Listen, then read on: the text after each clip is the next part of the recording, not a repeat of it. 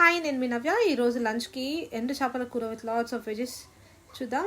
దీనికి నేను ఎండు చేపలు తీసుకున్నా, ఒక 20 minutes హాట్ వాటర్లో నానబెట్టుకోవాలా. నేను తెల్ల వంకాయలు తీసుకున్నా.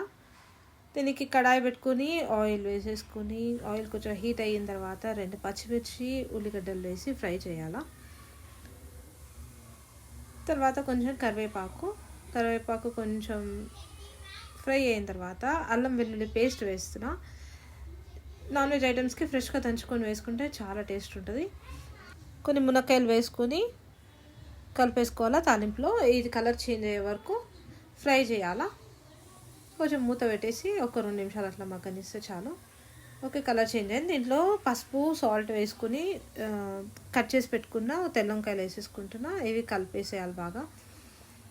కలిపి ఒక 2 minutes అట్లా కలిపేసి దీంట్లో కొంచెం ధనియాల పొడి, సాల్ట్, పసుపు వేసి కలిపేసి కొంచెం సేపు పెట్టాలి. తర్వాత కొంచెం టమాటో వేస్తున్నా. టమాటో ఎక్కువ కలపన అవసరం లేదు. దీంట్లో కొంచెం కారం వేసుకోవాలి. కారం వేసి కొంచెం ఒక 2 minutes అట్లా మూత పెట్టి మగ్గనిచ్చి తర్వాత తీసి కలిపేసాలి. టమాటో కొంచెం ఉడికింది. దీన్ని కలిపేసాక కొంచెం దగ్గరికి అయిపోయి ఇంకొంచెం టమాటో ఉడికిన తర్వాత మనం నానబెట్టుకున్న ఎండు చేపలు ఏవైతుంటే అవి వేసేసుకొని ఎక్కువ కలపొద్దు. చేపలు నానినాయి కాబట్టి కొంచెం విరిగిపోయే ఛాన్సెస్ ఉంటాయి. దీన్ని అట్లనే పెట్టేసి కొంచెం మగ్గిపోయింది, ఇది దగ్గరికి అయింది కాబట్టి కొన్ని వాటర్ వేస్తున్నాను నేను. తర్వాత కొంచెం గరం మసాలా వేసి కొత్తిమీర వేసి దించేసాను. Ready to eat. టేస్టీ ఎండు చేపల కూర. ఎంజాయ్.